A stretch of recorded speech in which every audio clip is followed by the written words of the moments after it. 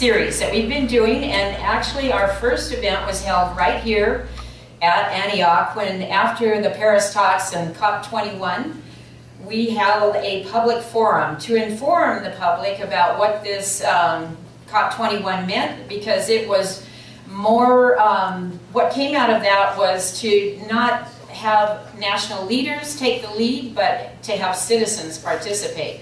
So in this very room we held that, and we had to overflow going out to the door, people coming in to learn what that was about. And so we've gone on with many other, we've actually been doing programs for almost 20 years now, all around sustainability, permaculture, ecological design. And many people, this room is pretty well informed, of course, but many people think permaculture is just about gardening or farming, but permaculture, of course, is about designing in balance with nature, whether it's your home, your city, your buildings, or your land. And the word permaculture came in the beginning to when Bill Mollison and his student, then student David Holmgren, realized, or stated, that you could not have an ongoing civilization without sustainable agriculture, some form of sustainable agriculture. Every civilization failed unless you got that one down. And so that was the focus in the earlier days. So we thought tonight, since there's a big focus on climate, there seems to be an uptick in interest all over our community right now, and we just wanted to set the tone with a short video with a young Swedish student, 15 years old, when she began putting her plea out to the world. And she recently went to UN and Davos for the business leaders around the world, and I won't say any more, but just to see where we are now with things, and a heartfelt thing from a young Swedish girl. It's very beautiful, actually. Okay. You're letting glass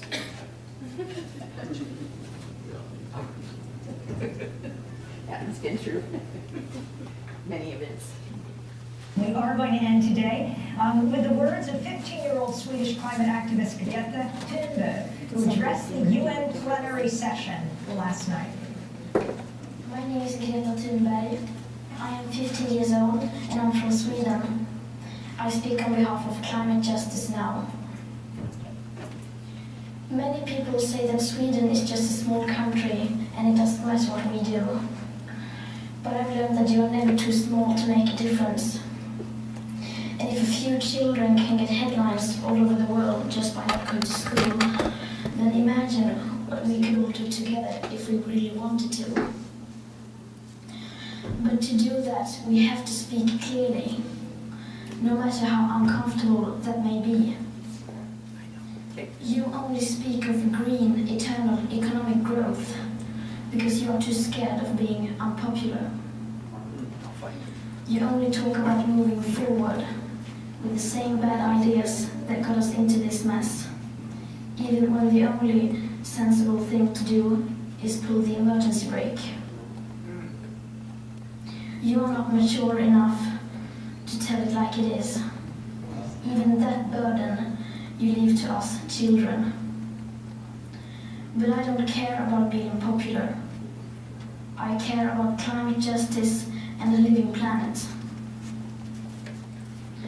Our civilization is being sacrificed for the opportunity of a very small number of people to continue making enormous amounts of money.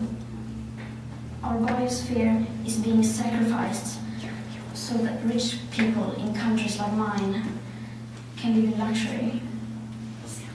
It is the sufferings of the many which pay for the luxuries of the few. The year 2078, I will celebrate my 75th birthday. If I have children, maybe they will spend that day with me. Maybe they will ask me about you. Maybe they will ask why you didn't do anything while there still was time to act. You say you love your children above all else, and yet you're stealing their future in front of their very eyes. Until you start focusing on what needs to be done, rather than what is politically possible, there is no hope. We cannot solve a crisis without treating it as a crisis. We need to keep the fossil fuels in the ground, and we need to focus on equity. And if solutions within this system are so impossible to find, then maybe we should change the system itself. We have not come here to beg world leaders to care. You have ignored us in the past, and you will ignore us again. We have run out of excuses, and we are running out of time. We have come here to let you know that change is coming, whether you like it or not. The real power belongs to the people. Thank you.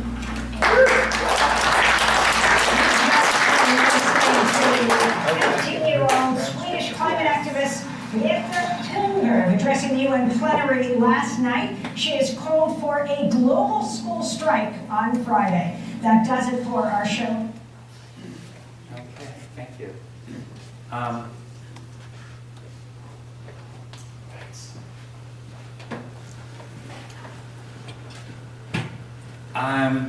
She kind of is a call to action, and Margie and I feel the same way.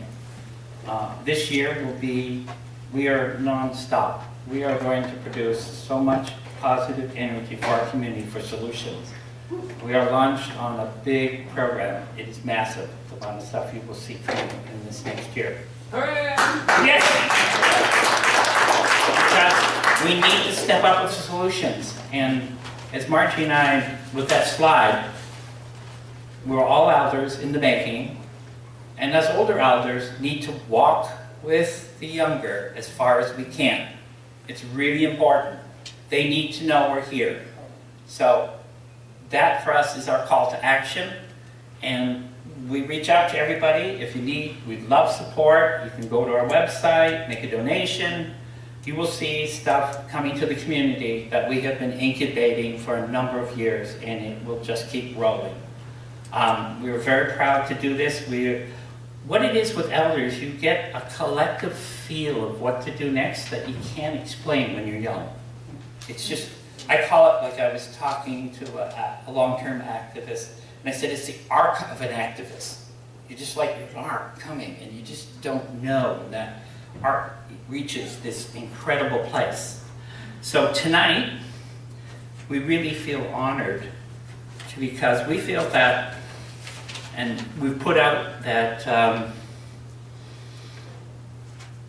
we need to deal with the legacy pollution that we have. We're talking about a green economy, but we're not talking about the toxic world that we live in that's slowly killing us. We can have all these great ideas, which are good, but we need to start using the biological power of nature to start healing this environment. And that's why when we went to Soil Not Oil, there was a panel up there, and the two people that Margie and I had been talking about were there. That was like, we didn't know to the last moment, and there they were on the same panel. Tom, Duncan, and Leila, Darwish, speaking.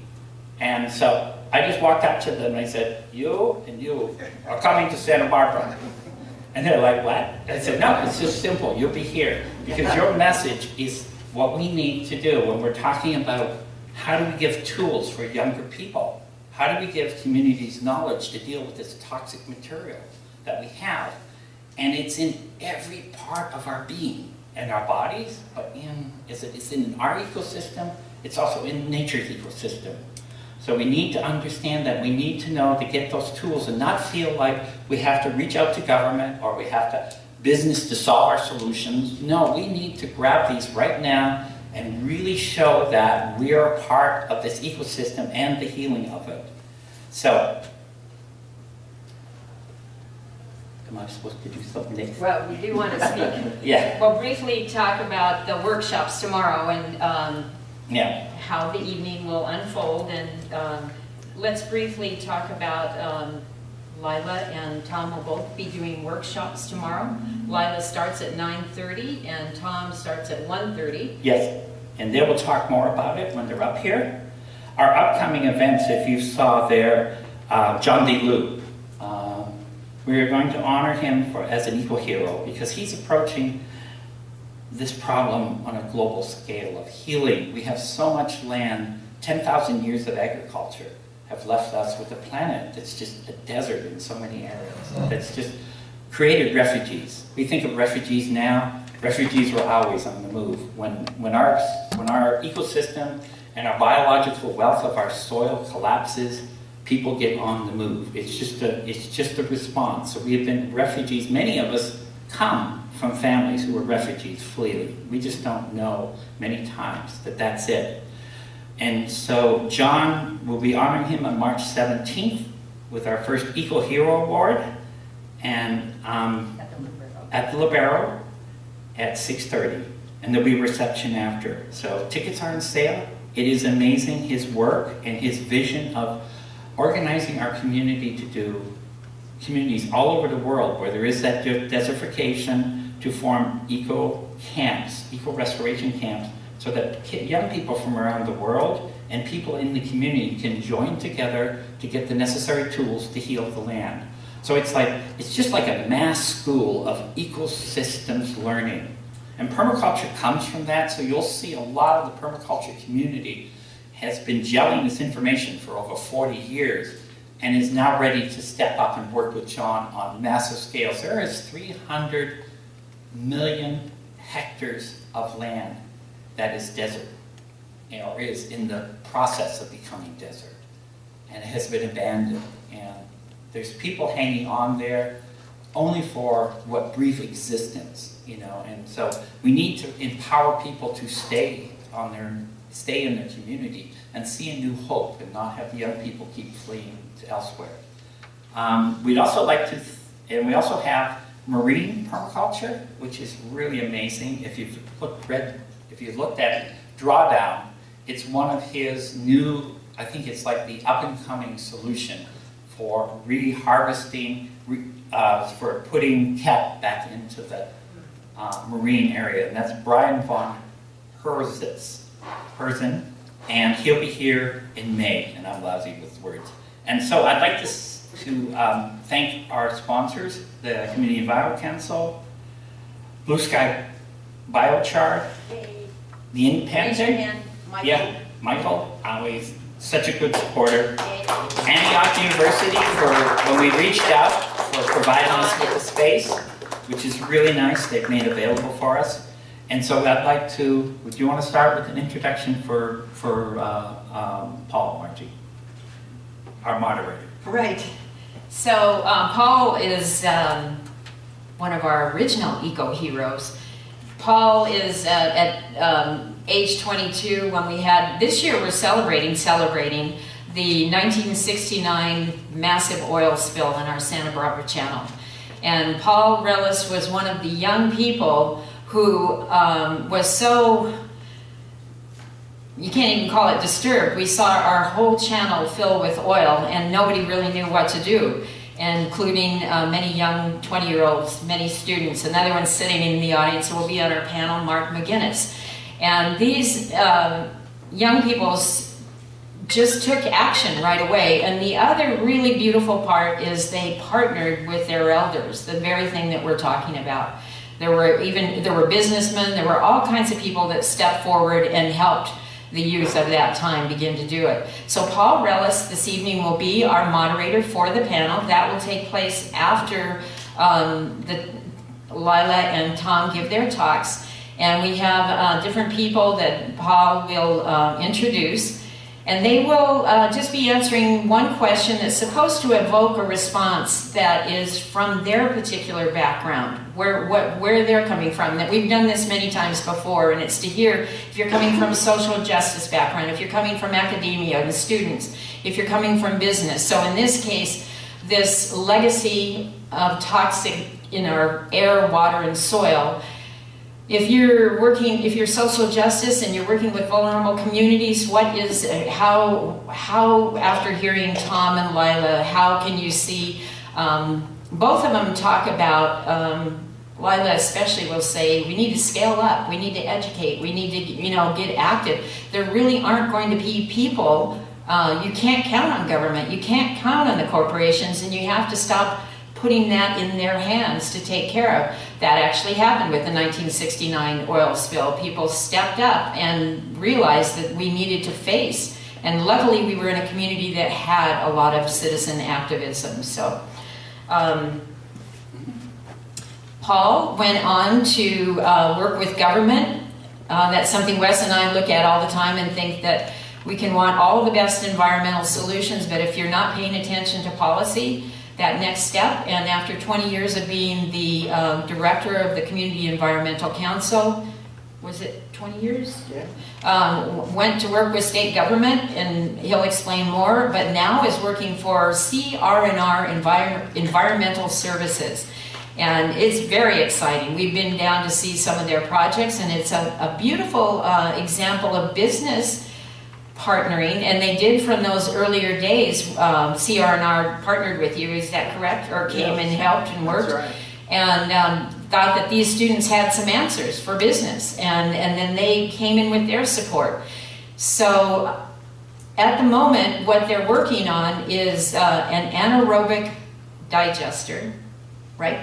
That's correct. And you'll explain more, because but what they're doing is taking from these very large counties, Riverside and San Bernardino both, the green waste, the food scraps, and with this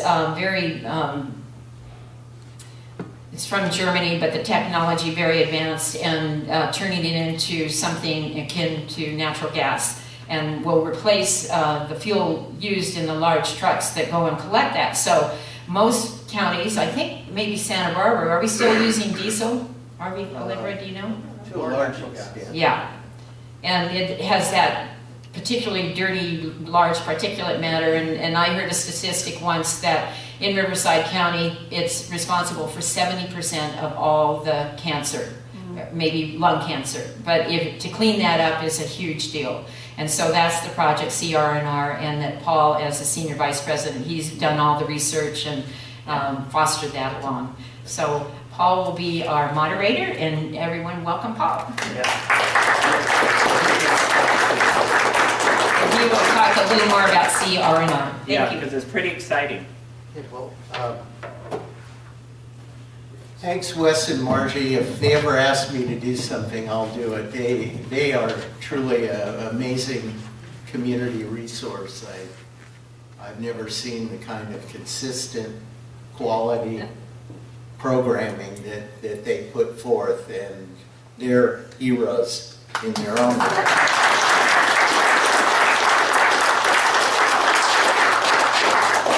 Let's see, where did my papers go? Okay. Yeah. Let's look. So, thanks for coming out tonight, and I'm particularly interested in the subject matter this evening because I've spent my whole career in waste.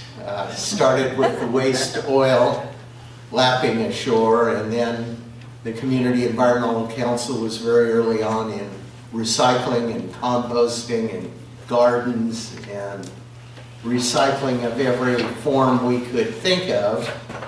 And it's been it turned into a lifelong passion of mine, and I felt fortunate that I could work at CEC for 20 years and then turn it over to then John Clark and the others that have carried on the work so well. And then I went into government to experience the beast. And I needed to do that for my own development. I wanted to understand whether I could have any impact on colleagues in the field. So I've sort of lucked into a position to oversee the waste system of California for 7 years. But there were, after 40 board meetings and such, I felt like more a talking head, and I missed the experience. I always liked to build things. CEC was always about applied work, you know. You want to grow your food, well, build a garden. You want to recycle, well, build a recycling center. You want to manage household toxic waste, you have a collection and processing program. So you want to recycle organic materials, we'll learn to compost. And we did all those things as very young people, and it turns out we had a methane digester at our little farm downtown by a South African pig farmer who retired here. Little did I think I would be involved in building maybe the largest digester in certainly North America. So you don't know where these things are going to go when you start. You just have to start. And that's what I always try to tell young people. Like due to Mark, I was able to teach at UCSB for about 16 years. And, you know, I'd always say, well, the young people are asking, what shall I do? How will I find a career? Well, somewhere you have to engage. If it's law, if it's economics, if it's technology, if it's community organizing, you begin where you begin, and then you see where it leads you. I'll say just a few words about what I do today, because it's all been variations on the same theme. Now, instead of a small compost pile or an inner tube digester, this is, we have built in Riverside County two huge artificial stomachs, is what I call them. And we take the household organic waste, like your green can, and now we allow you to put your food waste in the green can. We pick it up and we process it very carefully to remove every contaminant we can remove, plastic, because even in the green cans people toss. So it's never a precise thing. It never probably will be. But we imported German technology, we imported New Zealand technology to convert the raw biogas, to clean it up to what we call fuel grade, so we can replace fossil fuel natural gas with carbon neutral, and we believe will eventually be classified as carbon negative fuel, as determined by the California Air Resources Board. So we serve 15 municipalities. The company serves almost 3 million people. So yesterday we had Denmark, the government of Denmark and researchers from the universities and a couple of business people. We spent all day comparing notes on what Denmark's trying to do to be a climate change, to meet their climate change objectives. And it was very heartening to hear that they decided that biogas played this critical, pivotal role between solar and wind. Because solar and wind, as strong as they are intermittent, and we need backup power. So your choice is, even in an all-electric effort, as we have in California, it may be very important, and Denmark has decided that they're not going to rely purely on battery storage capacity. There's some very big challenges with that. That biogas can play the intermediate role at a fraction of the cost. And so it gave me a certain sense of, here's this small country, and then we laugh because we're serving about half the number of people in Denmark in one company. So but the vision, the strength of their analysis was just beautiful to hear, and the country's going gangbusters in the biogas development. I'll stop there with, just because it's relevant, it's part of the waste problem, all this organic waste that goes to landfills and outgasses as methane and a powerful climate change gas. So let's shift now to our speakers, and I want to quickly introduce them. And I've read part of Leila Darwish's book, which is out there for you to buy afterward, called Earth Repair, A Grassroots Guide to Healing Toxic and Damaged Landscapes. Well, we know we've got plenty of those, and we've experienced toxic and damaged landscapes on our beaches here in Santa Barbara, on land with spills, and we're just a small little piece. Go down to Los Angeles and the rail yards and the old industrial sites. Go to the East Coast, to the Rust Belt. Go anywhere today, and the legacy of a lack of care, insight, and prior no policies to affect this. This is earth repair that is required. And then, so she has played a very big role in community organizing around this issue, and now I understand you're with the city of New Orleans, or New Orleans? New Orleans. New Orleans? Yeah. Okay, New Orleans. I don't know. I don't know that I'll ever get it, but maybe I'll know. But I'm very interested to hear more about your work tonight. I think you all will be. And then Tom Duncan, who has worked on global scale in China and other parts of Asia, beginning his work in Australia, the down under country that faces very massive climate change problems. But I can think of no more important work than earth repair. I think, as the young woman said from Sweden, we think we're on some linear journey to a green future.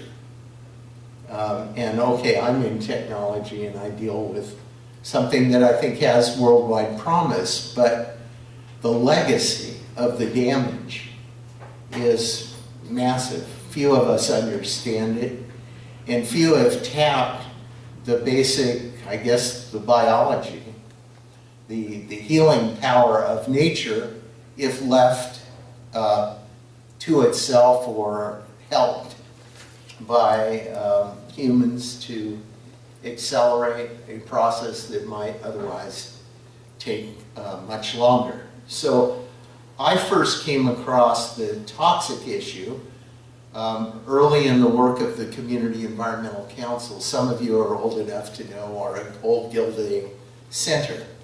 And we had a relationship with Brown University, where a professor of chemistry there had come, and I'll never forget this. Do you remember the time when we were transporting truckload after truckload through Santa Barbara of toxic waste to the Casmalia waste facility in North County? And the theory then was, well, if it's polluted, you take tractors and dig it up and put it in trucks and run it, 100 or 200 miles, and then you dump it into another place that's supposedly safe.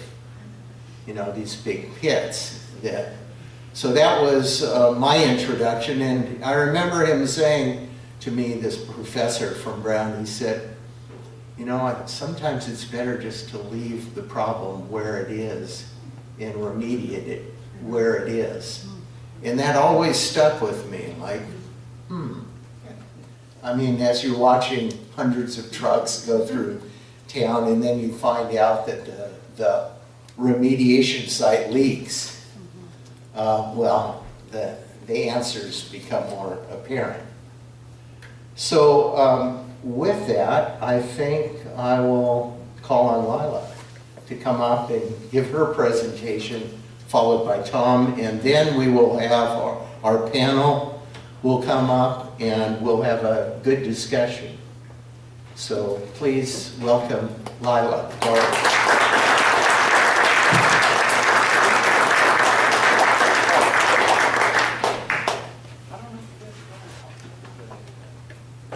Get my presentation up. Hold on.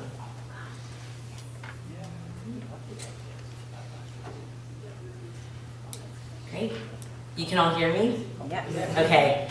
It's great to be in Santa Barbara, and I'm really happy that Wes and Margie invited me.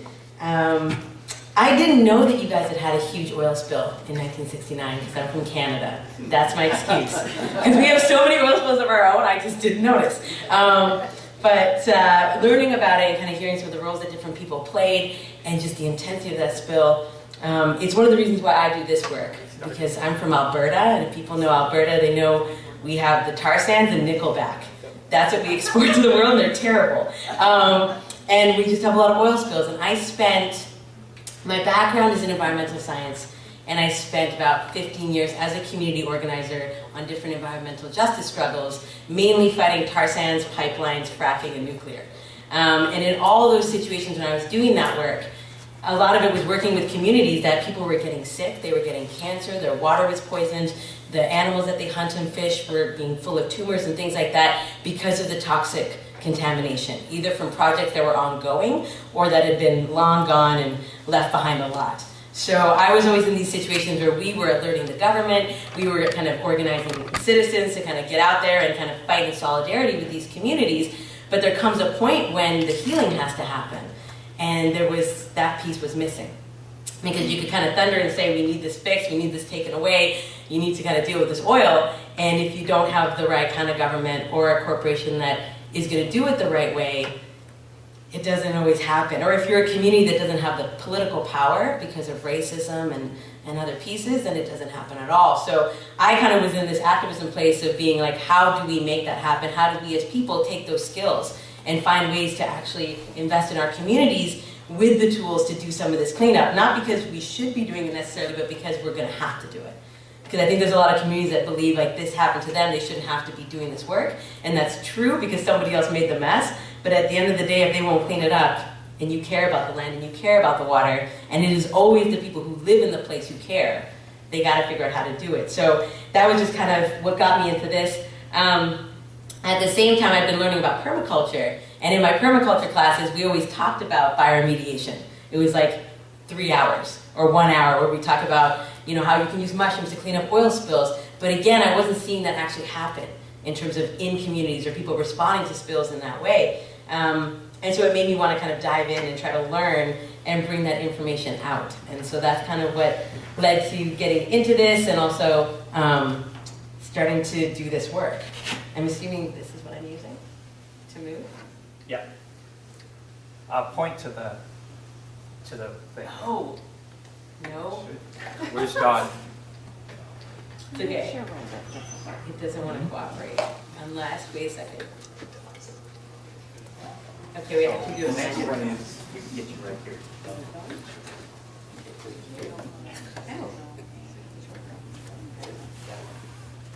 Oh. It's okay, I don't have any other slides. Oh. There we go. Just get the Just space. that. Just the space. Yeah. That's easy. It's like a monkey button. Yes. So in terms of, boom, it's going to help you out too. So we're going to talk about bioremediation today. How many people have heard about bioremediation before? Seem like a pretty in the know kind of people. So I'm going to fly through it since you know. Do people know it really well? Okay, I'll go slow.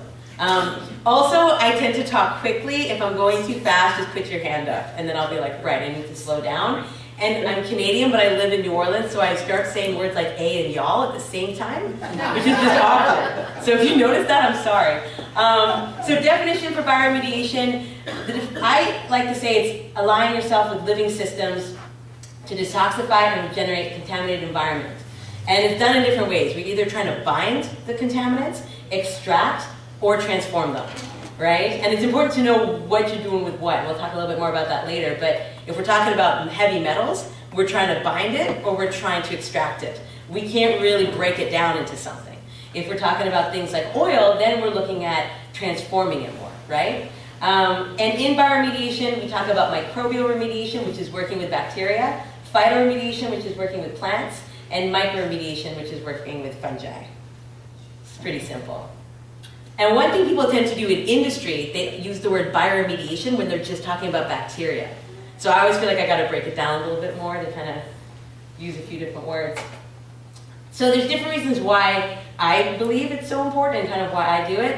food security and food justice is huge. Because again, we live in cities and urban areas where the land, because of how we've lived, how we've built, what's been there before us, is largely contaminated, right? Like there's lead that's going to be in the soil because houses had lead-based paint, right? You're going to find things like cadmium and arsenic.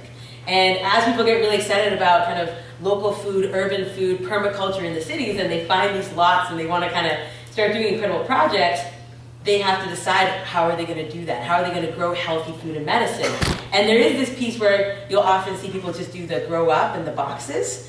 And that's something, you bring all your soil in and you kind of build a box on top of contaminated land. But the real healing would be, can you heal that land? And not just be trucking in soil, right? And so for me, we have a finite amount of land. And often in cities, they're not going to give you the best stuff anyway. And so you can find a way to clean it up is a good thing. So that's a huge piece, is the security and the justice. The other piece is that we are faced often with ecological disasters, as you well know, from Santa Barbara.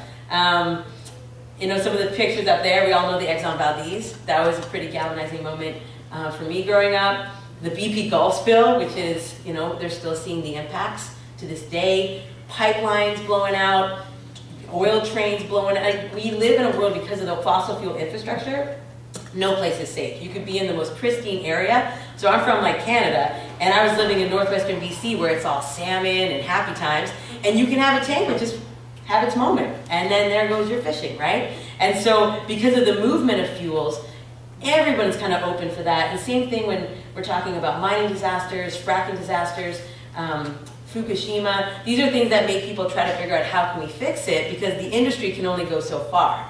And they've been allowed to operate saying, yes, we can fix it, but as they found out with the BP spill, they could not. And actually what they did made it worse in some ways. And their oil spill response plan had been cut and pasted from their Arctic plan. I don't know if people know that. I went to actually look at the BP plan, and there was mentions of walruses.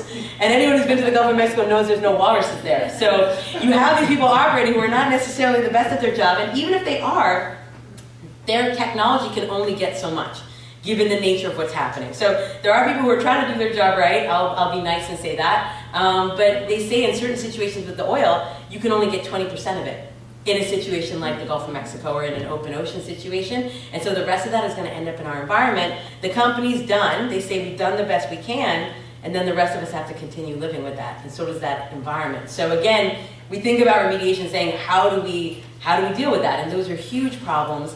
And from a bioremediation standpoint, we're not necessarily there yet in terms of scale, but we're having to ask those questions, because otherwise people are just going to inherit bigger and bigger crises. And then the other exciting thing is natural disasters, which is something I work a lot in now. I got my Master's of Disaster down in New Orleans. It's an actual master's program to do disaster resilience and response, and I got it just for that name. That's the only reason why. But you know, who knows what the picture on the left is? Anybody? Houston. Yeah, could have been New Orleans too, but this is when Hurricane Harvey hit Texas. There's all this petrochemical kind of facilities down there, and there was huge amounts of spills. And again, those waters went around, and there's a lot of neighborhoods around those kind of facilities that are poor Latino and African American communities, and when those floodwaters receded, that was kind of left there, right? And those folks are trying to rebuild their homes and recover, and no one, in terms of the actual government, is paying attention to that, right? And so we see these natural disasters that become environmental crises. The picture on the right, you all know what that's from? Not Paradise, actually, I think that's the Tubbs fire. I think it's Sonoma County. But it could be Paradise. It's that same level of destruction, and you guys know this too well in California with the fires. And again, forest fires, I mean, they have their impacts, but when they go through towns and cities that have been built with toxic materials and they burn those down, you end up with these toxic situations after with the ash. And what's going to happen with the ash. And I think people have seen that in a bunch of different situations. And there is a role that bioremediation can play. And we've seen one or two communities actually step up and try to do that. So we'll talk about that a little bit later, and also tomorrow more. Before we get into it, I just want to do a quick, I'm going to have 2 reality checks. Because the thing with remediation, and it kind of burnt me out a little bit with it, is people get really excited. And they say, oh my God, mushrooms can heal the world. I see an oil spill, I want to throw mycelium on it. And that's not going to work all the time. And so it's just that thing of being like, if you're going to do this work, you got to do it right, you got to be tight, you got to do your research. But there's a few things to kind of keep in mind. It is cheaper than conventional remediation in some ways, because in conventional remediation, they're really relying on big technology and kind of big movement. So you were talking about the whole waste kind of being moved. If this whole room was toxic soil, in conventional remediation, what you would do is dig it all up and then send it somewhere else and dump it and then truck in new soil, right? And that, again, that costs a lot of money, and that's one of the cheaper kind of modalities of doing it, and it just gets more techy and kind of goes up from there. That's not something that's always available to communities to do. And even if it was, where's that toxic soil going? Likely to another community that's poorer than you and not white, right? That's usually how it rolls. It's environmental racism, and it keeps playing out the same way. And so we want to kind of avoid that, and that's why doing in situ remediation, where you're trying to clean it up in place instead of ex situ, where you're moving it, is ideal. But even though it might be cheaper, doing bioremediation is very time and labor intensive, because you are working with living beings and you have to take care of them, right? And it also involves a lot of people, which means personality conflicts. But really, I say it's time and labor intensive because, again, people think it's easy. They think there's an oil spill, they can grab some mushrooms, throw it on the oil, and then walk away. And that is never how that works. And I've seen people burn communities that way, by kind of coming in and promising too much and being like, oh yeah, I can totally fix your mining disaster by hemp bombing it with a seed ball. And people lose faith. And so we have to be really real about it. The other reality check is chemicals versus metals. Again, I love the heavy metal sign, being like, yes. Heavy metals last, they don't go anywhere, right? Long live heavy metal. Because lead is lead and zinc is zinc. They're going to stay the way they are. So you sometimes see people saying, we're going to break down the heavy metals.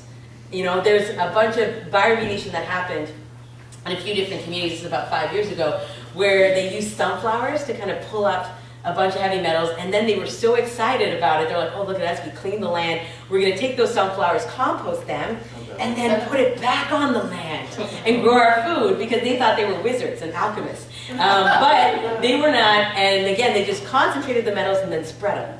And so it's real important for people to get the difference between chemicals and metals, and how when we're working in hydrocarbons, we can break them down in different ways. When we're working with lead and arsenic, we're trying to immobilize it, we're trying to extract it, and it can take a long time. And often our sites don't just have one. They have several different things, so you have to handle it different ways. And the thing with bioremediation is you kind of cultivate a big toolbox and you figure out what's going to work. And if you're stubborn, like the whole no one size fits all, it's really particular to your site and to your contaminant what you're actually going to be working with. So if you have a site that is sun-baked, are you going to throw mushrooms on it? I mean, you could, but it's going to be fighting an uphill battle, right? You might want to try plants. You might want to try to modify that environment to actually work to somehow facilitate mushrooms. If you have a metal, you're going to do something different than if you have a chemical. So it's just a matter of trying to figure out what you have. And I enjoy the challenge of it, and I find it like really exciting. But some people, again, get very stubborn, and they're like, I have lead, and I read Paul Stamets' mushroom book, and I want to put mycelium on the lead. And you're like, dude, no. And so that happens a lot. And I get calls about that all the time. The other thing is a reality check. The easiest, I think, in terms of when you're doing bioremediation is land, and then surface water, and then groundwater is really, really, really difficult. Same thing with ocean. Like, you start moving into bigger environments, especially where the contamination is harder to reach, and you kind of take yourself out of that grassroots bioremediation. Where we are right now, we don't have the resources to do something like really contaminated groundwater, right? Doesn't mean people shouldn't try, but it's what we're doing. And then the final thing I have is woo your allies. You have to court the creature. I originally had court the creature and then I changed it. But plants and mushrooms and bacteria are living beings. And again, you can't, why industry struggles with doing this work is that they want something they can take down from the shelf whenever they want and put it on something, right? They want to be able to store it in mass and then throw it on it. And that doesn't necessarily work with mushrooms. It's kind of why micro-remediation, you don't see industry doing it. They've done phyto and they've done bacterial, but they've been kind of stuck on the micro because you need to know how to grow mushrooms, you need to know how to give them what they want, and to actually be like a bit of a whisperer. Because they don't want to grow on your toxic, shitty site any more than anything else does. And so you have to kind of woo them in and give them treats. Everything's like that. People are like that too. So it's just things to think about. Quickly, just going to briefly say with microbial remediation, we're going to talk about this tomorrow in the workshops. I'm going to go into how you do it and deeper, but I want to give time for everyone to kind of do the panel piece. But these are just some examples of microbial remediation. Often when we're working with microbes, we are trying to either bring kind of beneficial bacteria onto a site that's contaminated and damaged to kind of restart kind of the soil ecology, and bring in microbes that can actually do some of the work of breaking down things like hydrocarbons. Or what we're trying to do is actually use things like composting to break down hydrocarbons and break down different things. You can also use microbes to kind of immobilize, but just some different pieces there, like the activated aerated compost tea that you see at the top. A lot of people do compost teas, and I can't tell you how many workshops I've done where people are like, oh, I do that, but they've been making the wrong thing for their, like, their whole permaculture career, right? Because there's a certain way you gotta make compost tea to actually make it a remediation situation. Biochar is nodding, right? You know. And so you have to kind of train people right. It's not just how you make it, it's the kind of bacteria you put into it. And it's not hard. Like, I read about it in the book, it's all over the internet, but you gotta do it right. And what you can do is, if you do this, you can then take that to use to inoculate your site and beneficial bacteria. You can take that and put it on contaminated earth and kind of use it to help kind of compost and kind of break that down as well. There's a whole bunch of different things you can do with the compost tea, but you gotta make it right. And there are people who do kind of trademarked kind of bacterial inoculants that you can add and kind of do your own tea that way, and it's kind of, they patented it and everything, but really they've used the labs to be like, these are the bacteria that you can use to break down this, this, and this. When I was writing my book, I met a guy like that, and I was kind of being like, tell me what you put in your stuff, and he wouldn't tell me, and then I got him drunk and he told me 2 things. And one of them, which is great, one of them was that he uses worm castings, worm poo. Does anybody know why? Really high nitrogen? No, but also good. Also good, but no. Chitinase? What? Chitin? No. Mm-mm. Oh, that's a different sound right there. It is actually, but those are all right. I mean, the phosphorus is great. But the reason why is that in the gut of the worm, there is a bacteria called Pseudomonas florensis. And this bacteria is actually, it likes to eat oil. It's petrophilic. So again, you can kind of get all techie about it, or just find that out and get some worm poop, right? And make sure that makes it into your inoculant. So there's just different pieces like that. So that's something that, again, like we talk more about in the remediation. One of the things that the guy I was talking about, he does a lot of composting of oil-contaminated soil. And so he'll do things like windrows, where he'll take oil-contaminated soil and build these hot composts. And then kind of, not by hand, but with kind of front-end loaders, because you don't want to be getting too close to this stuff, because as it heats up, it starts to let off kind of volatile organic compounds and things you don't want to breathe in. He'll kind of be turning that compost, getting it cooking, and then spraying it with the kind of petrophilic compost tea to kind of break it down further. And he's had really good results of getting things down to like 80–90%, right? So that's something. There's quite a few examples of oil spills where they've used more bacterial remediation, and they've done it either by kind of doing the inoculant piece, or they actually just sprayed things like phosphorus and nitrogen on a beach to kind of get the bacteria cooking, but there's problems with that, right? But there's been some neat stories on that. Another thing that the microbes just do, like if you're really good at making incredible compost, I like to call it microorgasmic compost, right? Just taking that extra mile. And again, not all compost is created equally. If you're good at making that kind of compost, you can use it to build up your soil. If you have toxic soil underneath, or let's say we have lead in the soil, and we want to actually kind of immobilize the lead, and you don't want people touching it, because the big thing about lead is it getting on your stuff. It's not so much that it moves into it, it's kind of a big clunky metal that way. It's more that the dust gets onto the vegetables. It gets onto people's hands. It gets into children in terms of them kind of putting their hands in the soil and getting it in their mouth. And so if you can find a way to kind of cover that up, that's part of the battle. Making really incredible compost and getting that on top, you're building your soil up, but you're also inoculating below with these beneficial bacteria. So there's just different ways to work it. And then in the middle is biochar. And biochar has a whole special thing that it can do. Do you want to say something? Oh, okay. I'm going to talk more about biochar tomorrow, but I mean, it is a really incredible thing in terms of if you are working with beneficial bacteria, it creates almost, I mean, just the surface area in biochar, you can actually kind of charge it with the compost tea, and then it's like a super condo. I hate saying the word condo because I associate condos. It's a luxury condo for bacteria because there's so much surface area. And they're like, I can live here, I can live here. And again, when you're wooing your creature, you're trying to give it food and habitat, right? And the more of that you can give, the better. Biochar is also really good at immobilizing certain metals and kind of, again, they adhere to it. Chelates.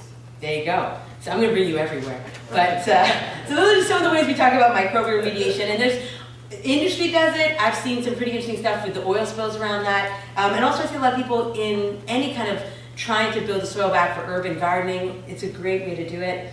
And it doesn't get enough love because bacteria aren't sexy to most people like mushrooms are, but they are incredibly sexy because they do their job quietly, and I appreciate that.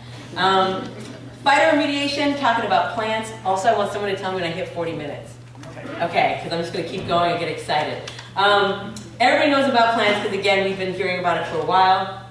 In the top left is actually a picture post-Katrina, where they actually did some bioremediation post-Katrina. It didn't get the best reputation because people didn't quite know what they were doing, right? And so, again, people didn't know what to do with the plant waste. They kind of weren't quite sure how to... You have to work with kind of modifying the soil. There's a whole bunch of different pieces there. But they were using sunflowers to deal with lead. The picture below is brown mustard, which is a really good kind of phytoremediator. And then in the right corner, you have alpine pennycress, which is interesting. It's one of the best plants for pulling up lead. People love using sunflowers, but actually lead is really hard to pull up. And there's a bunch of different pieces around pH there, but alpine pennycress does it better than most, right? And so it doesn't really get the fame it deserves. And then you have things like willow and other plants that not so much for pulling up heavy metals, but more for kind of breaking down things like chemicals. So often when we're talking about phytoremediation, we're talking about these hyper-accumulating plants that kind of like vacuum the heavy metals out. Or we're talking about things like trees and grasses that are doing either a piece of pulling it out of the ground or creating the habitat for the beneficial bacteria or the nitrogen-fixing bacteria to also break it down. So a lot of grass species are really good, a lot of the grass species and the legumes are good at breaking down hydrocarbons. And people think it's the plant that's doing that, but it's actually the bacteria that they work with that is doing that. So again, nothing is in isolation. So when people start to be like, I'm all about the plants or all about the mushrooms, it's actually, they all work together. And nature uses them kind of in succession or kind of at the same time. And so you kind of have to, in your own design, create that into it. This is this is a permaculture teacher of mine who I love. He's very artistic and likes to make statements. But again, the lead piece when it comes to remediation is a huge question. And a lot of people are dealing with things like lead and arsenic. And so he was actually doing some phytoremediation and making sure everybody knew about it, which is interesting. And tomorrow we're going to talk about lead in terms of the protocols and what you would do to deal with lead in your soil. And it's not just phytoremediation. Again, there's several different options, except I would never really recommend mushrooms, even though people always want to do it. But this I'm not going to talk about for very long because this is Tom's area of expertise a little bit, and not a little bit, a lot. But this is kind of moving in where plants also get a really good reputation in terms of their healing capabilities is this phytofiltration and their ability to kind of clean up water and filter water. And so I think, I don't know if, I think you guys have this in Santa Barbara because it's California, but bioswales, right? Like you have that. I'm from Alberta, we don't. But the West Coast seems to have these beautiful things. But again, bioswales are these amazing things about how do we channel contaminated rainwater, but not just channel contaminated rainwater, but also make our concrete cities more permeable to water so we don't flood and all these different pieces. But again, you can do that. They tend to do it where they're just kind of look in a certain way. You can really put in the right kind of plants to do the remediation piece with that, right? And what they often miss, the picture on the far right, is a project in, I think it's Milwaukee, it's Wisconsin, where they're not just, they're kind of creating a bit of a bioswale kind of filtration situation, but they're also using mushrooms. Because that's one thing, you always see people just working with kind of the plants and the bacteria, but there's no reason why when you're looking at some of these bioswales that have wood chips or other things, that there can't be mycelium and they're also doing something. And with mycelium, when something is properly myceliated, it actually increases its ability to absorb water, right? So that would actually just accentuate your capabilities there. So, and then the middle picture is all Tom talking about later. That's all floating islands and those beautiful pieces. Again, when we're dealing with any kind of contamination with the water piece, the easiest time you're going to have, I think, is trying to intercept it before it gets into a lake or an ocean, right? When you're trying to get to the runoff or dealing with small creeks, once you're in a bigger body of water, it changes what you're doing.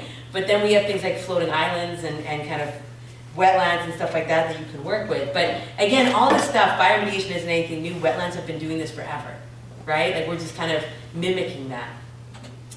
Now we get into the sexy part. I used to put mushrooms first because everybody wanted to hear about mushrooms first, but then I thought I'd make them wait. I think bacteria are more exciting. But microremediation, everybody's heard about that, working with mushrooms to clean up contamination. What's the top left? Boom. And then the bottom? We have a myco person. Good, no, you're doing good. And then what's in the corner? The top, I don't know. King Stravaria, and then the bottom? Dramatis versicolor. Turkey tail, awesome. So, these are some of the most common ones, and again, we always hear about oyster mushrooms in terms of what they can do with oil. I mean, they can do a whole bunch of things, and tomorrow I have a whole list of the different things they do. I didn't put it in this presentation because I was trying to go fast, but they do everything from oil to PCBs. Shaggy mane is actually pretty good for arsenic, right? Button mushrooms, cadmium. So again, if you're buying button mushrooms that were like not farmed organically, I'd be worried, right? And then the King Stravaria, or otherwise known as garden giant or wine cap, it's really good for a bunch of different things, but one of them is E. coli. It gets often used in kind of gray water situations or dealing with E. coli contamination. And it's also, it helps other plants grow. So people kind of like to it does well with other organisms, whereas oyster mushroom kind of likes its own thing, right? And then turkey tail is incredible in terms of polycyclic aromatic hydrocarbons. I think it's mercury. There's a whole bunch of stuff there where it excels. And the best kind of remediation with the mushrooms is if you're able to work with a bunch of them, not just one. And we'll talk a little bit more about that. So usually when I talk about fungi, I talk about, it's not just kind of the saprophytic fungi like the ones you just saw, which are kind of like the ones that grow on wood, right? That break down wood, break down twigs and leaves. They are what we usually talk about when we're dealing with things like hydrocarbons, because they have adapted to break down something very similar to a hydrocarbon, which is cellulose and lignin, right? And so if you look at that molecule, which is carbon, hydrogen, oxygen, and you look at some of the hydrocarbon molecules, they're not that different. And the way these mushrooms work, when they will excrete, they'll basically like kind of throw out their digestive juices, break something down, and then eat it. So they digest, then they ingest, whereas humans ingest and then we digest, right? But it's those kind of enzymes that they send out that are part of breaking down things like an oil molecule to make it into a sugar. And then they kind of bring it in, which is why people get so excited because it seems like magic, but they've been doing it forever. So saprophytic fungi, again, that's the oyster mushrooms. I'm not going to talk about it today, but tomorrow we're going to talk more about mycorrhizal fungi and the role that they play in remediation, which is huge, but they're just not as much talked about. Now, another thing people get really excited about with fungi is their ability to filter, right? So we talked briefly about phytofiltration, but microfiltration is huge.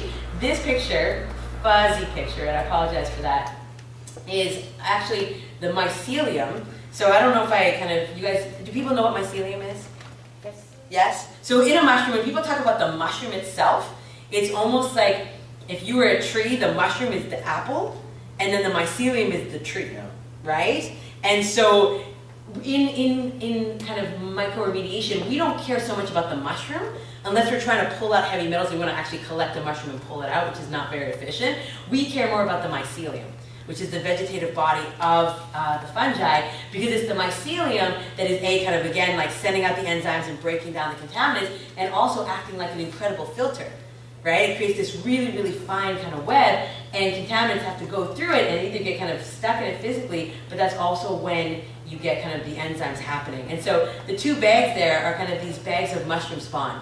And all that white kind of matter is actually like the mycelium having taken over the substrate, which is both the food and the house of the mushroom. So again, if you're dealing with these saprophytic mushrooms, they like wood, they like kind of carbon, so they're often growing on things like wood chips or straw bales or coffee, and so that's kind of what's in that bag.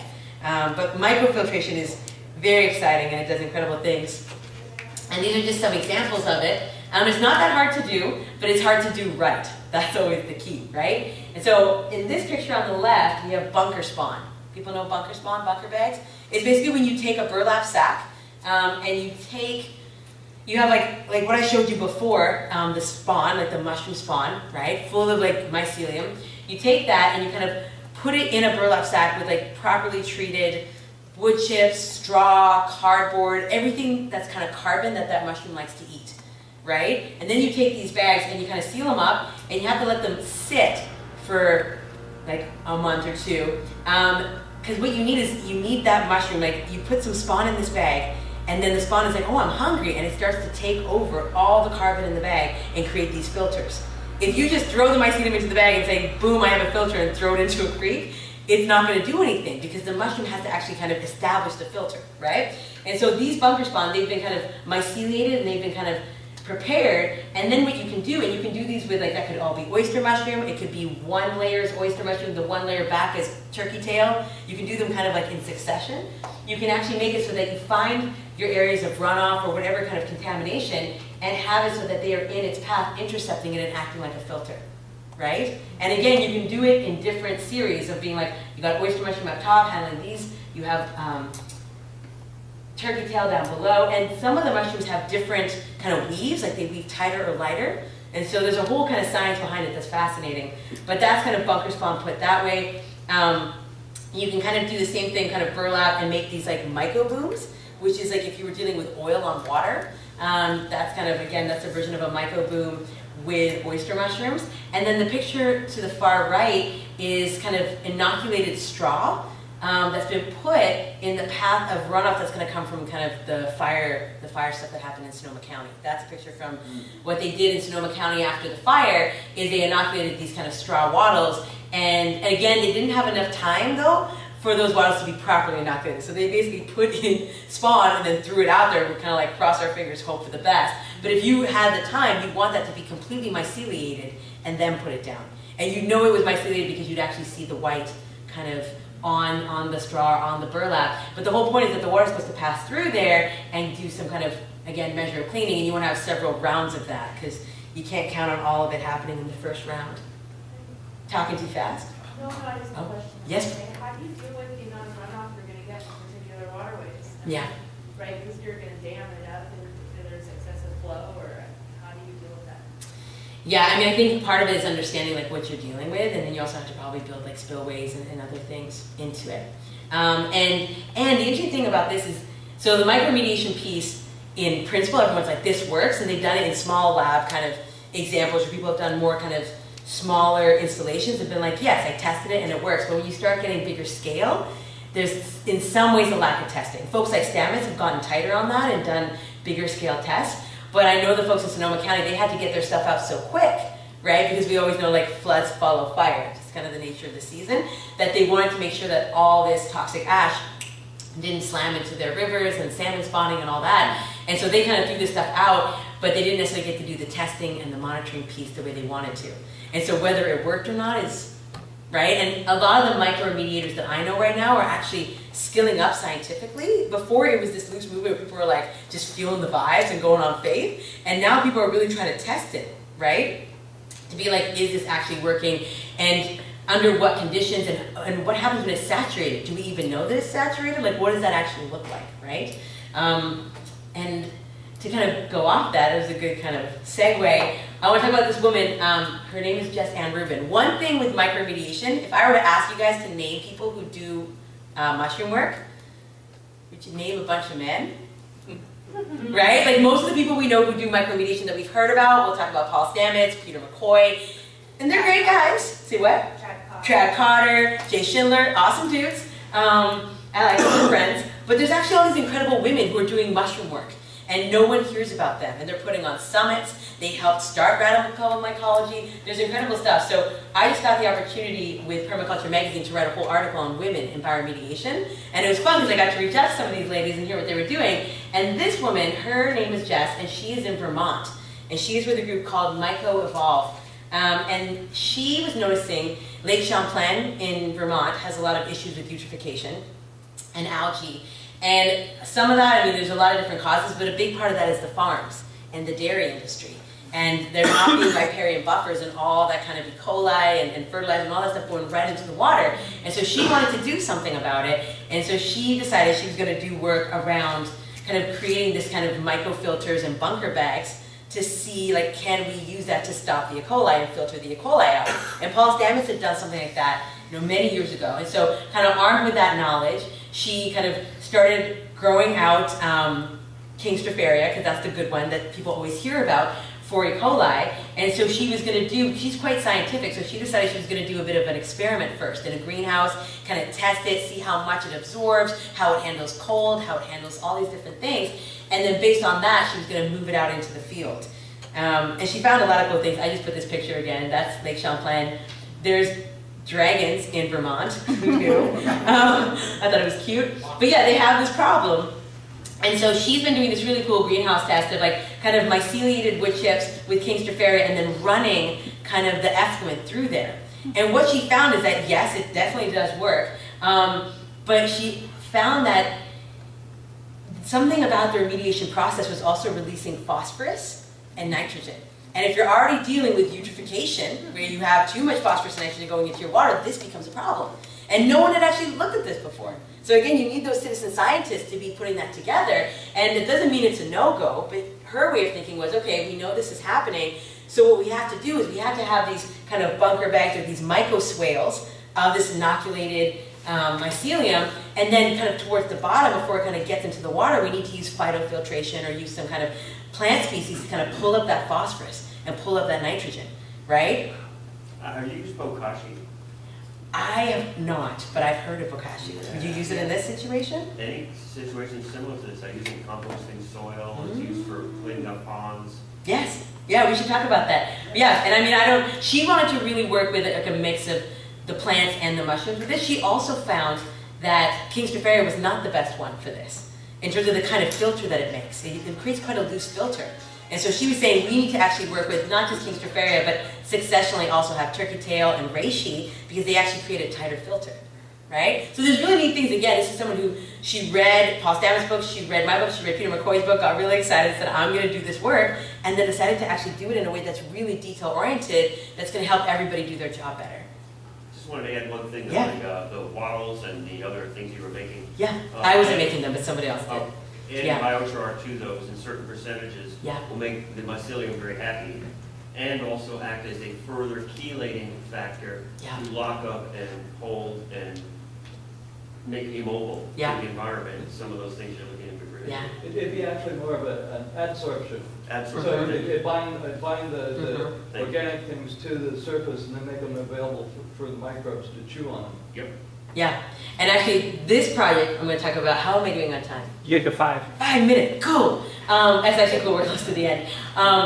This project is, who's heard of amisacho? Oh, fun, this is a learning moment. So amisacho is a really great project that's actually in Ecuador.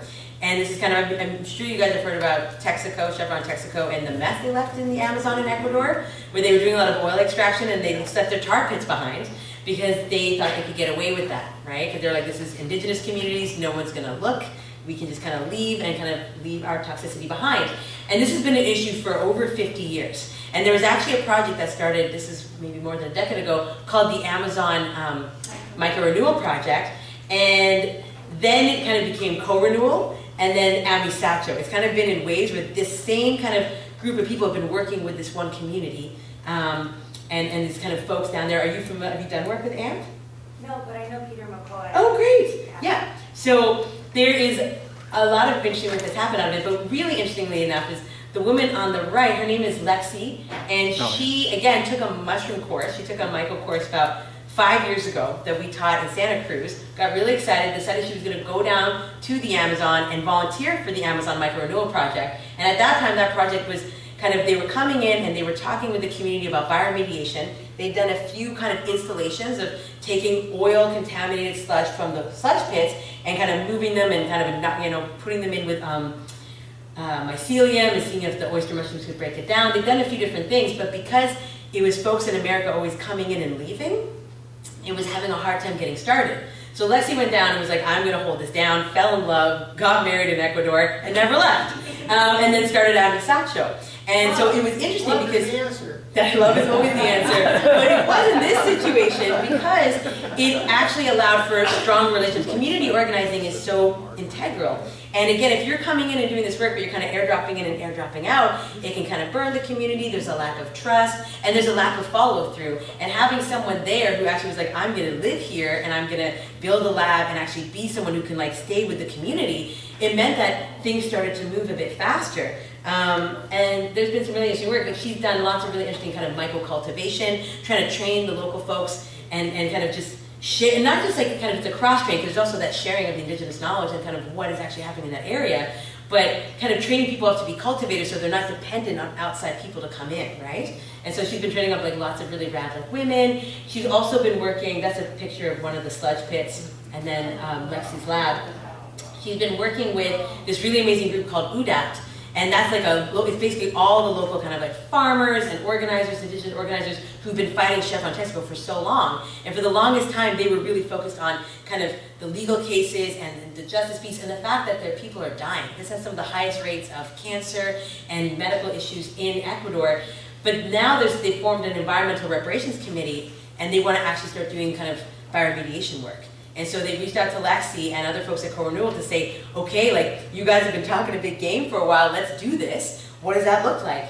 And so one of the cool things that Lexi's been doing, because again, no one size fits all, one of the great things she's been doing with the help of a lot of folks down there has been kind of doing these surveys of the sludge pits to find indigenous mushrooms that are growing in the sludge. Because again, you can say oyster mushrooms and bring an oyster mushroom down, and you can train mushrooms to eat contaminants in cultivation. That's why it's so important to learn how to cultivate. But also, if you see something like this, it may be a mushroom you can use, and it grows in the area. It's not going to run away from oil. It might actually like it, and then you can actually cultivate that mushroom out and use that in your remediation. And so again, if that citizen scientist kind of approach of being like, what is already here, and finding out, does it eat oil, does it not, and if it does, better to work with that than to bring in something external, right? Because it's going to have a way easier chance of surviving. So the other thing that they've been doing is, again, like finding these mushrooms that are in the sludge pits, and then kind of growing them out and trying to see, do they eat oil, or trying to train them to eat oil. And again, you see in that kind of, that jar over there, that's a jar that's kind of being, I think it's sawdust, it's like mycelium growing on sawdust. In the Petri dish, that's kind of where you can kind of get your mycelium. You can train it to kind of go after certain contaminants. And what they'll do is they'll put kind of the contaminant in the Petri dish and then see if the mushroom grows towards it or not. And if it does, then they take that strain and they start bulking it out, because that's the one you want to bring onto your site, because it's going to go the fastest and has the highest chance of survival. And then they can train the mushrooms to eat stuff, right? That's right, Yeah. like humans. No.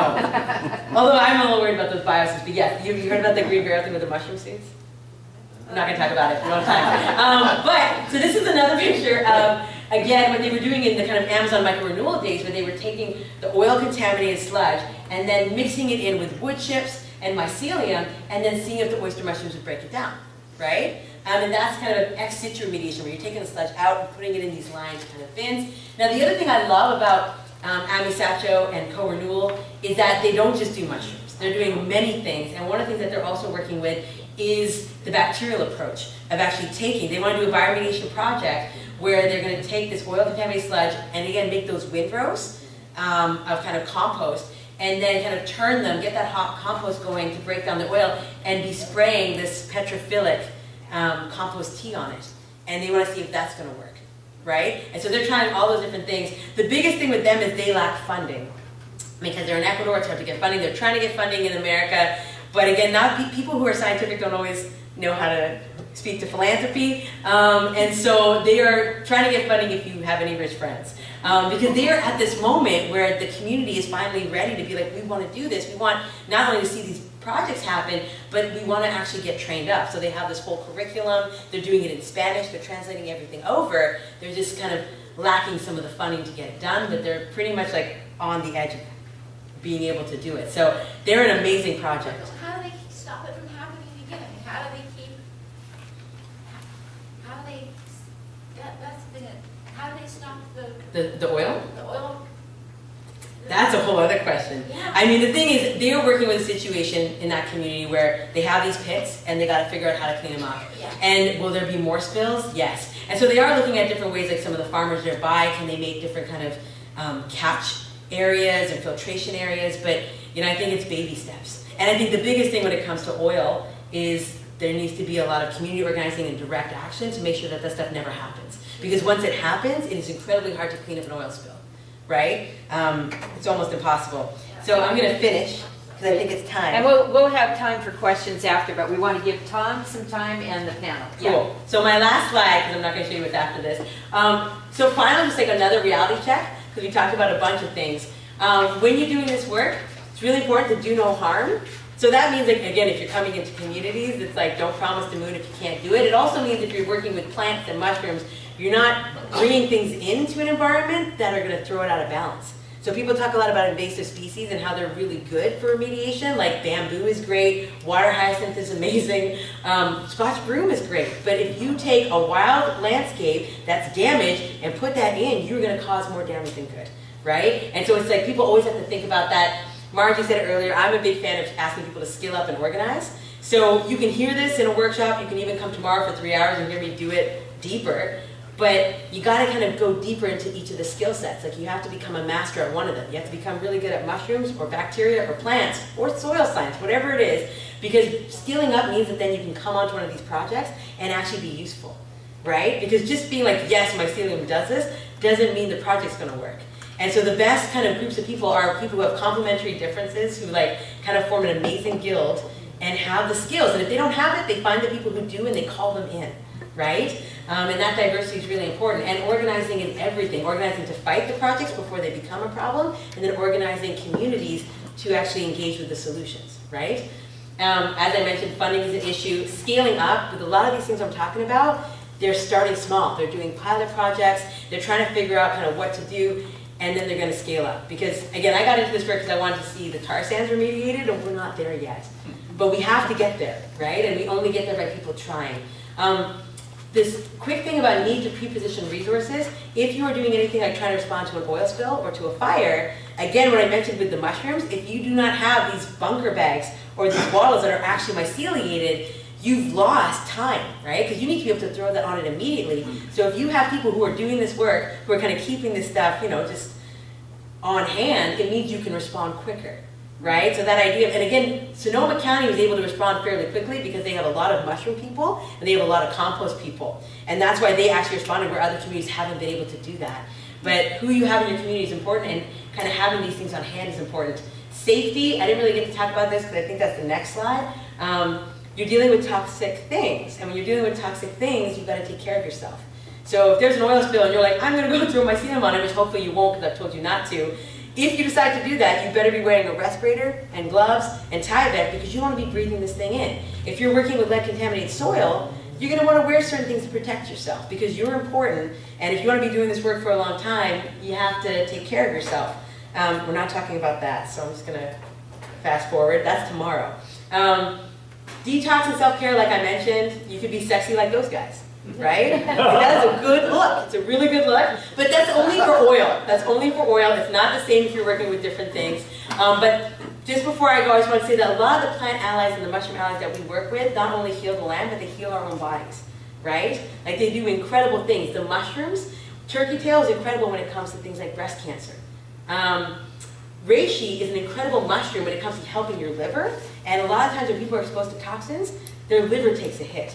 It also is incredible when it comes to dealing with multiple chemical sensitivity. So if people have been around toxins so much, they can actually get this thing where they kind of over-respond to everything. And they found that reishi can kind of take that down a notch. Cilantro, really good for helping get rid of heavy metals in your body. Milk thistle supports your liver. Dandelion is another liver thing. And in the corner, you have lion's mane, which is an incredible mushroom, not just for things like memory and Alzheimer's, but also for the central nervous system. A lot of folks found in the BP spill, because of the dispersants in the oil, they were kind of, that stuff can kind of eat away at your central nervous system. And again, that's a terrible kind of, if you've ever watched someone have to go through that, it's a really debilitating situation. And things like lion's mane could be helpful, right? And so again, it's like they're not, these beings are not just helping us on the land, they're helping us with ourselves. And that's it, I'm done. Okay. Sorry for too long. That's the email. If you ever want to email me, if you have a question. And buy my book so I can buy myself clothes. And then we're going to do questions at the end. So, get rid of this. Thanks. You're welcome. Wow, what a tour de force. Yeah. This was really appreciate the skill that you brought forth in your presentation, the need to learn, and the difference between the rhetoric and the doing. I greatly appreciate that, so thank you. Well, we now switch to Tom, who will go into the global water issues, and I'm particularly struck by your work in China, I've spent some time in China, and over a 30-year period saw the massive pollution in that country. I mean, indescribable pollution. Air quality for, horrible air quality for 2 generations now in that country. So I know we're getting tight on time, so Tom, please come up and begin.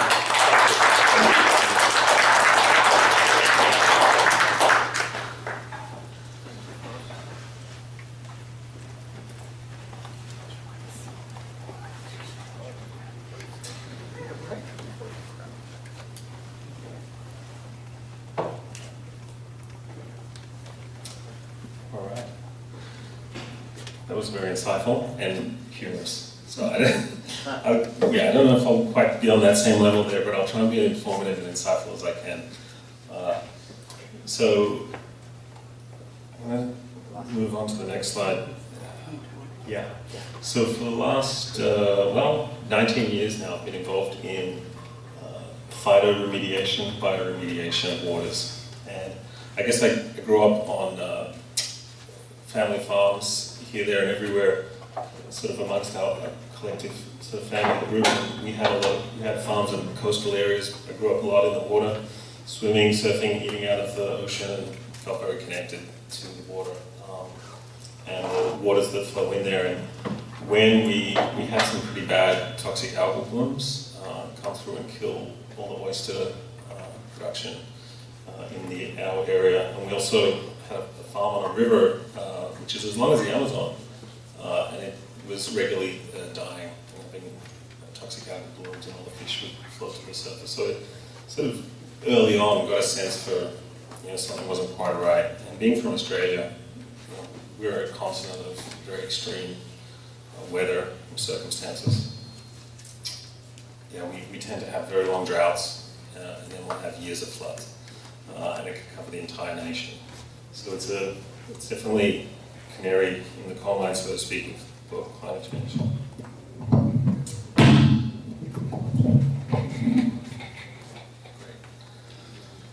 Okay, so I invented this technology called the aqua biofilter. I was an intern with the zero emission research and initiatives in Germany in the year 2000, and Duncan was the founder of that organization. He wrote a book called The Blue Economy, and it really inspired me to start something. And one of our lecturers who was teaching us there during the 6-month program was Professor George Chan, and he'd been working with there is a little bit of feedback there. I might just step back there. George Chan had been working on aquaculture and growing rice on top of fish ponds. And the reason for that was... Let's get this a little bit forward. Yeah, correct. Turn it a little bit. Awesome. And face this a little bit this way. Yes. Awesome. Speak right into it. Okay. Wow. And loud. All right. Great. So is this the right zone? Am I in the zone? Yes. Great. So George Chan was experimenting with growing rice on fish ponds to take out excess nutrients. That in China and Southeast Asia you have really intensive aquaculture based on dumping animal manure straight into ponds to seed the blooms, right? Which then you get very productive aquaculture, but it has a whole lot of knock-on effects. If you have adverse environmental conditions, you can get very bad fish kills, pretty anoxic conditions.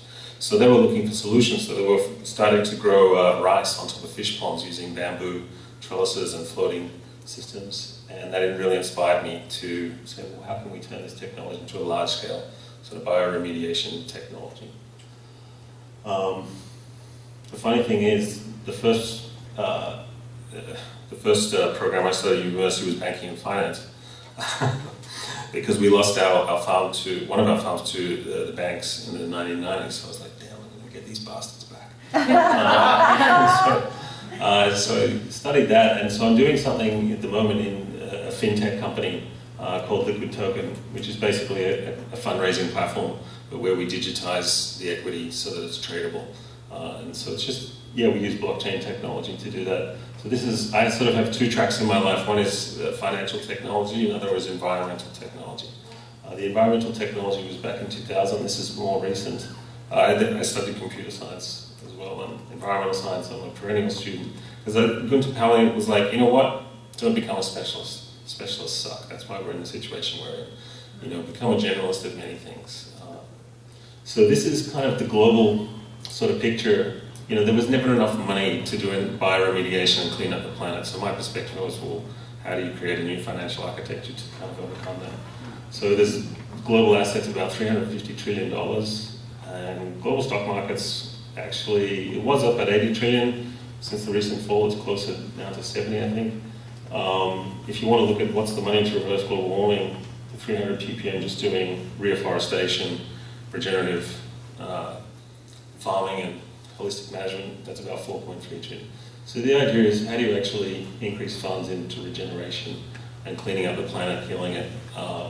And so we've developed a financial technology that's kind of aiming at that, which we would love to get into some of the other environmental cleanup projects we've been involved with. I won't go into too much depth. I'm going to get back to my environmental track. This is what you've come here to see. So floating wetlands, what are they? And how do we clean up polluted lakes and rivers before the water gets to the ocean? I think people are familiar with a recent report that said the last mass extinction of 96% of all life was when the ocean was 6 degrees warmer, right? And the ocean's already warming very significantly. And so the problem is, if the ocean sort of flips and goes anaerobic in enough zones, you know, then that really speeds up that timeline for the ocean warming. So that's kind of the relevance of, you know, what's the relevance of cleaning up waterways and lakes before all the nutrient and toxicants gets to the ocean to create the ocean dead zones. And like what Leila was saying, we need to get upstream of these things to be intervening before it ever gets to the oceans. So at-source treatment, which means widely distributed systems, which permaculture and that sort of fractal design methodology, you know, at any scale, you can do these systems, whether it's bioswales and rain gardens through to large floating wetlands. Now, the problem with conventional constructed wetlands and natural wetlands is that most conventional wetlands, after about 5 years, become net generators of nitrogen and phosphorus. Okay, so if you just let that sink in, think about how many, actually billions and billions of dollars have gone into constructed wetlands around the world. And about 2/3 of them are most definitely producing net nitrogen and phosphorus. And the reason is that the water level rises and falls in wetlands. And where these wetlands are being built, whether it's urban zones, you know, you don't quite know exactly how much catchment you've got, what the intensity of the rainfall is, how many pipes are connected to that catchment, and then how much water is going to flow into a constructed wetland. You don't have an exact hard surface area, an exact flow. You just don't know. It's fuzzy science because nearly all the stormwater infrastructure is not precisely mapped. So I worked in Melbourne Water, which basically Melbourne Water is the water catchment manager and also responsible for the rivers and all the waste treatment plants serving about 5 million people. About 1.3 million hectares of land, tens of thousands of miles of waterways to manage. And so we did a really big study called Better Waterways, Better Bays and Waterways. And it was a 5-year plan for spending about $1 billion on wetlands, floating wetlands, and bioswales in the urban environment. And we doled out about $100 million to urban and rural ecosystem services provider under a tender system.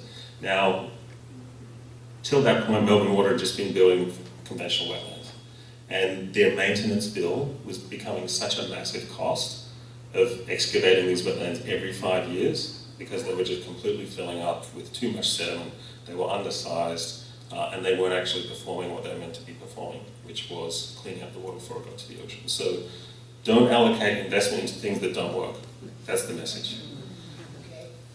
These things do work, and the reason is because they rise and fall with the water.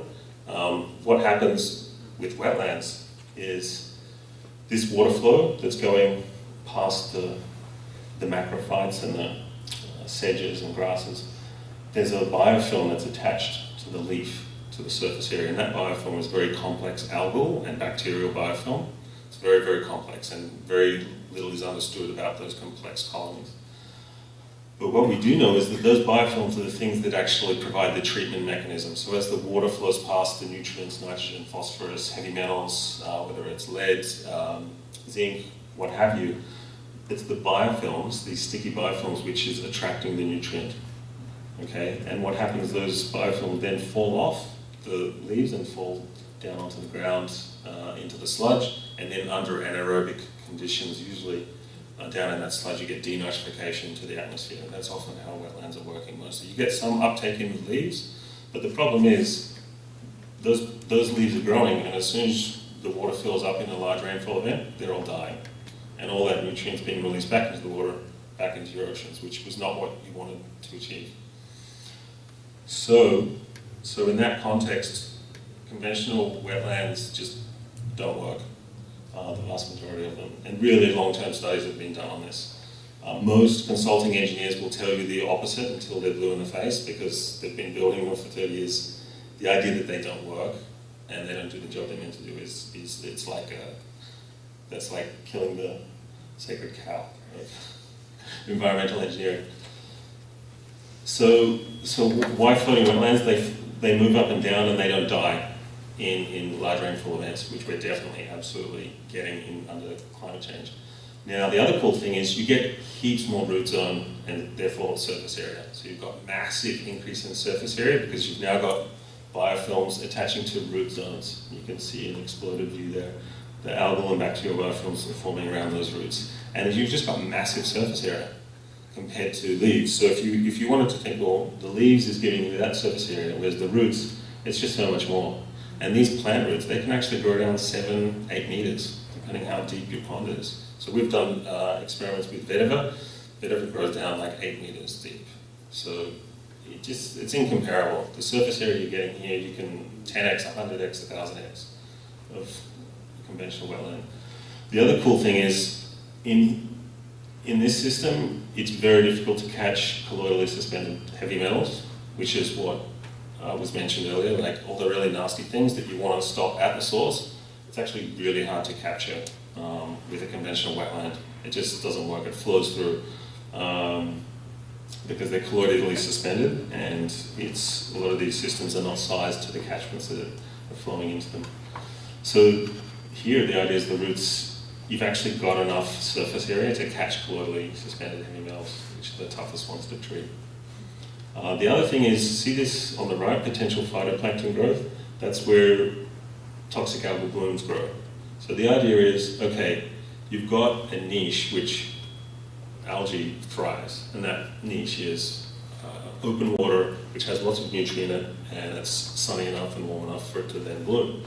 So the idea is, well, in permaculture, if it's there's no such thing as waste. It's something that's out of place, and you need to put something there which will utilize that. So the thing that will utilize it is floating islands. And in peak wetland ecosystems, floating islands will naturally occur. You get debris forming, and over years and years and years, birds make nests, fishes, shrimp, other things will make their habitat in there, eels, fish spawn in ground. You get these very mature ecosystems of floating islands, and many cultures around the world even constructed their own floating islands, like in Lake Titicaca, in the Arab marshlands of Iraq, which is now completely poisoned with chemical weapons. They were really extensive, amazing floating systems that had perfected such productivity, and usually it was also a sort of a tool against aggression, that you can get away from your people who want to attack you and take stuff. So, yeah, so why floating wetlands? I've covered that a bit. Toxic algal blooms in eutrophic water bodies create significant public health risks. So I don't know if you've noticed, but Department of Health in the US, they did a study on, and the CDC, on the outbreak of ALS, or motor neuron disease, across the US. And what they found were that the outbreaks were, you had these clusters of outbreaks of motor neuron disease. Oh, what's going on here? This is really strange. So then they overlaid maps and lakes and other environmental data. Is there anything environmental that could be causing this? Absolutely there was. And what it was is toxic algal blooms. So around Lake Tahoe, you had these little clusters. In other lake areas, you had these clusters of motor neuron disease. And what it is, when the toxic algal blooms happen, it produces an airborne element, and then that is just floating around everywhere. And if you're living in that area, you're just breathing it in, the chances of getting that disease are at least 10x. So it's really, it's a public health threat, and no one's really talking about it. But the communities who are being affected by it, you know, they're going to be affected by it. So I'm expecting class action lawsuits, all sorts of things to happen as a result of that. Mismanagement of catchments, and misallocation of capital. So floating wetlands increase ecosystem effectiveness. So for example, the root zone of a floating wetland of just 23 square meters is equal to about 1 acre of conventional constructed wetland. So it's just mind-boggling how much more effective surface area you have to treat nutrients and pollutants at the source. So dairy, ponds, industrial ponds, whatever ponds you want to talk about. It's just a better use of land space. Cost-effective way to restore lakes, and I'll go into some case studies. The cool thing is there's no die-off of the plants releasing nutrients. You know, the plants are on top of the raft and it's senescing naturally, and so you've got nutrient going up into the air as a gas, particularly nitrogen, which is what's really fueling algal blooms. Also phosphorus, but nitrogen is what's the big one. Water hyacinths, weeds is a really big problem in many parts of the world, and huge spraying of things like Roundup and other really toxic herbicides are going into water directly because water hyacinth is there, and that's an absolute disaster. Absolute disaster. So the idea is, how do you take up a niche of water hyacinth? Just do what nature does in peak ecosystems, and that's floating islands that naturally occur. There's hardly any peak wetland ecosystems left in the world though, so it's hard to find them. Okay, so there's the doom and gloom. Here's the here's the upside. So this is zinc and copper uptake in floating wetlands. This study was done by NIWA, the National Institute for Water and Atmosphere in New Zealand. They did this study on floating wetlands and how it phytostabilizes metals, because they've got pretty big problems. They've got natural metals that from all the volcanic eruptions. They've just got very high amount of metals in soil, similar to Peru actually. So if you eat organic Peru, cacao, like you're probably getting high levels of certain metals because they're just naturally there from volcanic kind of activity.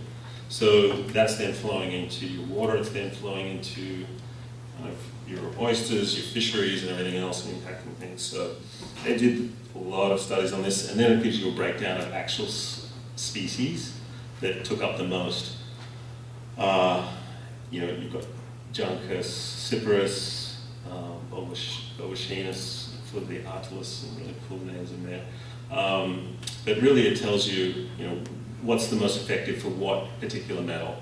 And it's very precise information. In the US you have equivalent species, in Canada as well, that are suitable for cold climates. What they've found is even if you've got ice covering a lake, the root systems are still working away because you've still got microbial colonies working in freezing conditions. So it's pretty cool. So yeah, I was in China in 2004, and in 2004 there was an AusAid and China joint partner project of 5 years. It was a water and agriculture management project that surrounded, it was about 18.7 million hectares, including the Inner Mongolia grasslands, where we're doing holistic management, planned grazing, and then doing a lot of permaculture kind of design at a mass scale, rolling out in lots of villages. On the side, I was doing this project of my own, which was floating wetlands further down south in Lake Tai. So this is Lake Tai, also known as Taihu. It's the third largest lake in China.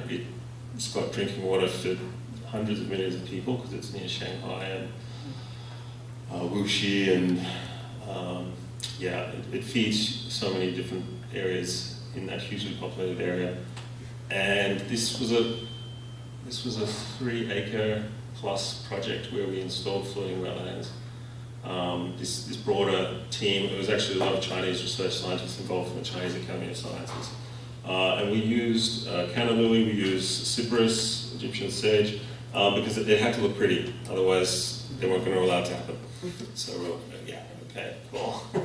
But you know, these things were super effective. So we, you filter down, okay, which studies look nice, which species look nice, and then you study, okay, which ones can actually absorb all the nutrients and else. So yeah, so that was the water beforehand on the left, and that was the water after on the right in the beaker. It's just transformed. And people started coming back and having picnics and sorts of things. Yeah, so it was really transformative, and subsequently, yeah, massive, tens of millions of dollars got implemented there to actually build permanent constructed wetland zones, which was not quite what we did with floating wetlands, but it was, an improvement. Because again, most environmental engineering consulting firms they like designing constructed wetlands. That's their bread and butter. So unfortunately, they didn't go with floating wetlands in the end. So here you can see what the root zones were looking like after 3 months. It's pretty big. Yeah, this is another project in 2007 in Nanjing, which was floating wetlands and biodigester power, which was quite interesting. So this one here in the foreground, it's actually written in Chinese characters saying respect water as a social message, and all these skyscrapers that were being built, you can see a lot of construction on the sides. So big baffles to capture all the large gross pollutants, and then these systems to soak up all the nutrients and metals. There was also a lot of nasty things in the water, drugs and also, yes? What would be the maintenance of these things?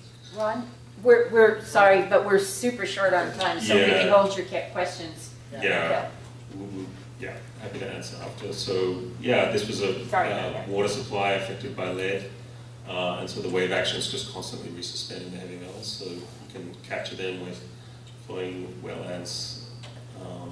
This is a project in Australia. Yeah, that's it after 3 years growth, bird net removed. And there's actually trees now growing out of it, so it's quite interesting. Yeah, so they started seeing platypus and turtles come back, and this was right in the center of a very big regional town, which was right on the river, which has just recently died and just completely emptied of water, and millions of fish died. So it's, from a big cotton farm illegally taking water upstream several thousand kilometers away. So, but this area survived that because it's got it's a slightly offline system. So another one we did. This one had a problem with Azolla. So Azolla is often talked about in permaculture, and it's got its uses if you're using it in a controlled area. But if it gets out into the wild, this lake was completely covered in Azolla. So this is what it looked like beforehand. You've just basically from here to here and all around, that's all Azolla. So and what happens when it dies, all that nutrient then floats to it goes down to the sediment. And then every time it rains, it gets resuspended, and then it's sunny, and then you get a toxic algal bloom and everything dies, and it just repeats and repeats. So again, you need to find something that's going to take up the niche of an aquatic weed, so you don't have to spray it with herbicide and poison the ecosystem. So yeah, so this was Sydney Harbour, which was a floating habitat island for endangered bird species, which was the first of its kind in the world. And we used salt marsh, which was an endangered species as well in Sydney, which they eat and they make their nests out of, and it went really well. Malaysia, River of Life, that was a $1 billion program to clean up their river that goes through Kuala Lumpur. The name Kuala Lumpur, I think it means muddy confluence is the original name. That area, so it is the muddy confluence of many rivers. This is an old tin mine, and this is the vetiver. This is the floating vetiver wetlands, which grew down 8 meters, taking up lots of metals and also cleaning up the nutrients before they're released. Yeah, so I think we can finish there, and because we need to get power on. So thank you very much for listening.